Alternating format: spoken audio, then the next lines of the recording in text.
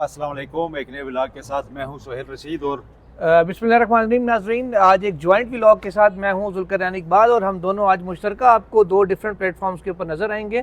क्योंकि फ़ौजी अदालतों का केस आज हुआ है तो दोनों हमने कहा कि बारी बारी करने के बजाय एक नया तजर्बा नाज़रीन को दे लें कि इस तरीके से भी काम हो सकता है और हम करते भी रहते हैं और आज भी कर रहे हैं। सोहेल साहब, आज ना एक बड़ा डिफरेंट चीज़ मैंने देखा आज, क्योंकि ख्वाजा अहमद हुसैन साहब के दलाइल शुरू हो चुके थे, माहौल ही डिफरेंट था अदालत में। कहा गया था पहले जी कि पूरा इदारा बहुत दुखी है। ISPR के एलामिया में उन्होंने जिक्र किया कि पूरा इदारा बहुत दुखी है और नाकाबिल तरदीद शवाहिद हैं और इस तरह की चीज़ें उन्होंने कहा जी कि उसमें जब कही गई हैं तो उसके बाद कैसे हम एक्सपेक्ट करें कि वो फेयर ट्रायल उसको वो करेंगे। ये उनका एक इस्तदलाल था। बहरहाल दूसरी तरफ से ख्वाजा अरस क्लियर कर चुके हुए हैं कि वहाँ पर ट्रायल शुरू करने से पहले हल्फ लेता है वहाँ पर जो एडवोकेट जनरल होता है वो भी और जिसने जज का रोल करना होता है वो भी, कि हम गैर जानबदारी को बरकरार रखेंगे। ठीक है, तो एक तो ये चीज़ है। जस्टिस हसन नज़र रिजवी ने आज ये भी रिमार्क्स दिए जी कि मुल्क में इस वक्त कोई मुक्ति बहानी की तहरीक नहीं है, कोई मुनज़्ज़म वो नहीं है। रोज़ हम देखते हैं कि सिविलियंस ही अटैक करते हैं, मतलब कोई दहशत गर्दों की फॉर्म में आ जाते हैं या कहीं तो हमारे जवान शहीद हो रहे हैं। तो इस मामले को भी देखना होगा कि फिर ये अगर इनके ट्रायल कहाँ जाएंगे और ये सिविलियंस जो हमलावर होते हैं इनका और 9 मई वालों में फ़र्क क्या है, वो कैसे ड्रा होगा। ये साथ ही शोहदा को कहा गया कि जी अगर दफात का लदम रहती हैं तो फिर शोहदा को इंसाफ कैसे मिलेगा। ये अगर 2D1 2D2 है, कलभूषण जैसे लोग आ जाएँ उनको फिर क्या करेंगे, इसके ऊपर बड़ा एम्फेसाइज था उनका कि जी आर्मी को भी तो कोई सिस्टम चाहिए अपना अपने। मेरा ख्याल है कि ये जो शुरू में हमारा एक था कंक्लूजन कि शायद दफात जो है वो बहाल हो जाए, क्योंकि बहरहाल ये मसलियत ही है ना, जैसे जमाल मंदोखेल जो पॉइंट आउट कर रहे हैं कि भाई क्यों ATC में क्यों नहीं जाएं। इस दहशतगर्दी की अदालतें हमारी इतनी एक्टिव इतनी फाल होनी चाहिए कि ये सजा दें उठा के सर। बिल्कुल ठीक है, और फिर आलमी अदालत इंसाफ जैसे मसाइल भी नहीं पैदा होंगे सर, वो भी नहीं होंगे। और सबसे बढ़ के ATC में केस कौन सा जाता है, जलसे में 144 लेके साथ ATC भी लगा दिया हमने जनाब। वो सारे वो शुएब शाहीन एंड कंपनी 8-8 रोज के लिए रिमांड पे आ गए, वो सारे वो PTI के लिए खाली ATC इस वक्त तो रहेगी, बाकी तो ATC में वो तो मेरा ख्याल कुछ नहीं चल रहा। सीक्रेट कोर्ट भी कायम हो चुकी है, खैर PTI की तरफ आप चले ही गए हैं। तो जुल्करनैन साहब 349 सफ़ात जी, इतना लंबा खत कोई लिखता है यार। उस पर साथ उन्होंने एनेक्सर ऐसे लगाए जैसे पिटीशन होती है पूरी। सर वो डोजियर है। हाँ वो डोजियर है पूरा, ये इट्स नॉट इमरान अहमद खान न्याजी। और ये लेटर लिखा गया था कम से कम एक हफ्ता पहले, जो सुप्रीम कोर्ट पहुंच भी चुका था, उसको अब इन्होंने कह लें कि जारी किया 24 जनवरी को। इमरान खान न्याजी जो हैं वो जेल में बैठा हुआ एक किरदार है जिसने पूरे मुल्क को सोसाइटी को एक ट्रायल में डाला हुआ है। ठीक है, उसका सेक अब हर बंदे तक पहुंच रहा है, वो जजिस तक पहुंच रहा है, जजिस आजमाइश में, वकला आजमाइश में, कोर्ट्स आजमाइश में, पुलिस आजमाइश में, पार्लियामेंट आजमाइश में, सियासी जमातें आजमाइश में, पॉलिटिकल स्पेस का मसला बना हुआ है तमाम पॉलिटिकल पार्टीज के लिए। आप किससे भी बात कर लें, ठीक है, ऐसे ही है।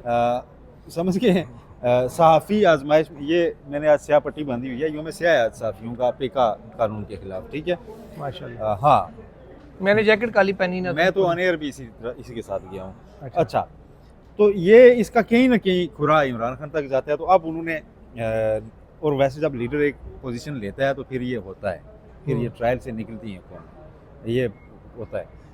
इमरान खान ने ख़त लिखा है चीफ जस्टिस याह्या अफरीदी और जस्टिस अमीनुद्दीन खान जो आईनी बेंच के सरबराह हैं उनके नाम, और 349 सफ़ात पर मुश्तमिल ये ख़त है। उसके साथ पूरा डोजियर है और पहली बार एक तफसील से, इंतहाई तफसील से इमरान खान ने जो उनका मौक़िफ़ है, जो उनके साथ हुआ है, जो उनकी पार्टी के साथ हुआ है, उसको एक डॉक्यूमेंट में इकट्ठा किया है और वो उन्होंने भेज दिया है चीफ जस्टिस और जस्टिस अमीनुद्दीन जो आईनी बेंच के। उन्होंने कहा ये कॉन्स्टिट्यूशनल मेल्ट डाउन है। और बाकी चीज़ों का इससे पहले कि हम हवाला करें, प्रेयर पे जाते हैं कि वो मांग क्या रहे हैं इनसे। दरख्वास्त तो है नहीं, खत है। वो कहते हैं कि जुडिशल कमीशन बनाए, आइन ने आपको पावर्स दी हुई हैं कि ये अवाम की जो सिविल लिबर्टीज़ हैं ये आप उनको रिस्टोर करवाएं।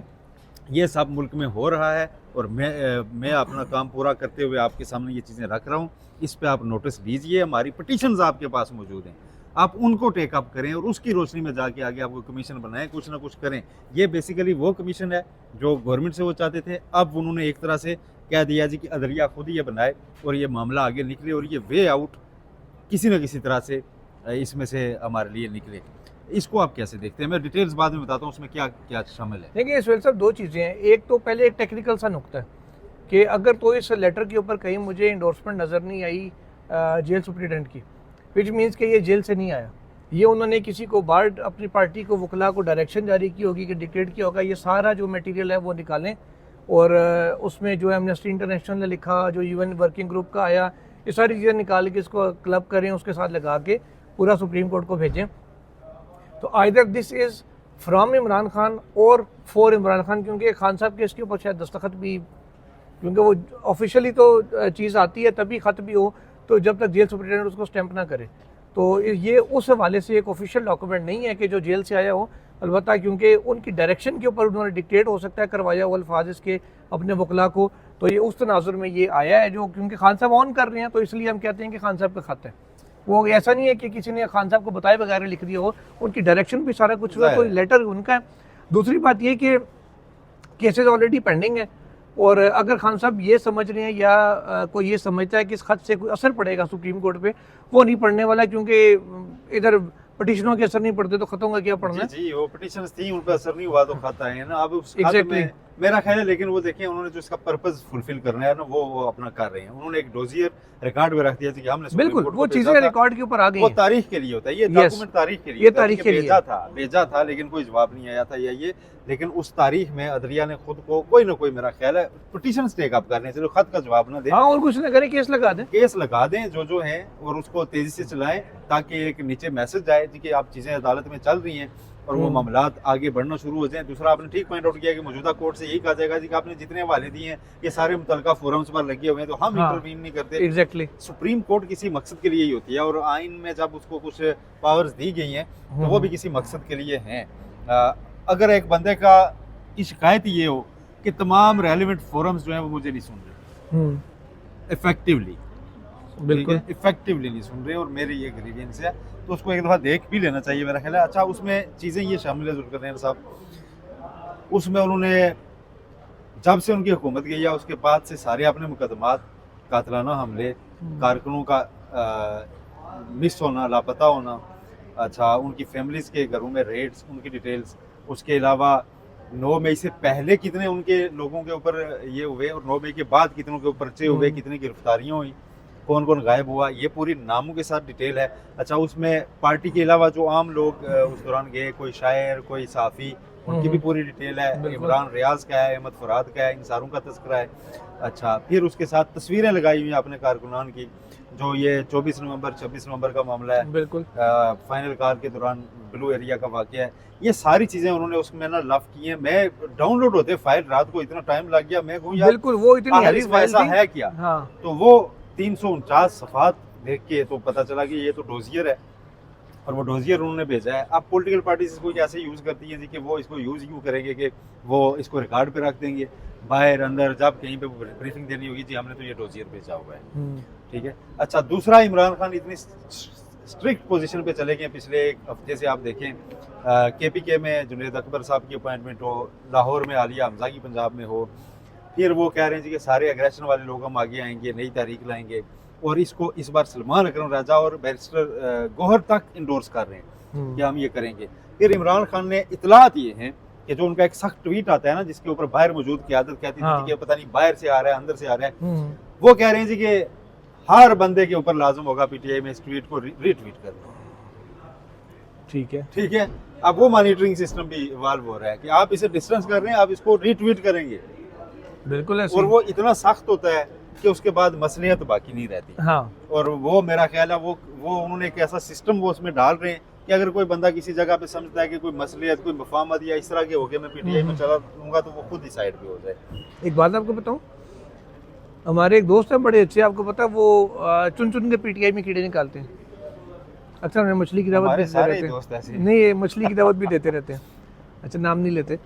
वो कल कह रहे थे कि जी अगर गंडापुर को हटाया तो बड़े मसाइल हो जाएंगे PTI के लिए भी, ये वो। तो गंडापुर साहब की बड़ी तारीफ़ें वकार थे। मैंने कहा यार ये बड़ा बेहतरीन तरीका है वैसे इमरान खान का कि उसने जिस बंदे को सारे गालियाँ निकालने, उसकी तारीफ करवानी, होना अचानक उसके खिलाफ एक जुमला बोल देगा। साहब उनकी आप तारीफ कर रहे हैं तो वो भी तो उनके ऊपर क्रिटिक थे, लेकिन बिल्कुल गंडापुर को हटाया थोड़ी जा रहा है, क़यादत से तो नहीं हटाया जा रहा। जो एक क्वेश्चन आ रहा था उसमें, बेसिकली वो जो कह लें कि सारा जो गम गुस्सा था ना, वो इस चीज़ पे था कि यार ये हार्ड लाइनर्स को क्यों आगे ला रहे हैं और जुनैद अकबर को क्यों केपीके का सदर बनाया? हार्ड लाइनर्स के अलावा इसका एक और एंगल भी आजुब कर रहे हैं सब, उसको मत भूलिए।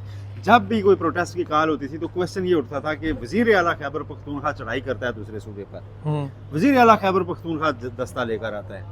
अब वजीर आला खैबर पख्तूनख्वा को आपने अलग कर दिया है कि वो एक ओहदे पर है, बिल्कुल आईनी। अब जो है ना पार्टी का सरबराह लेके आया करेगा वहाँ से, ठीक ऐसे है, ही। और वो करेगा।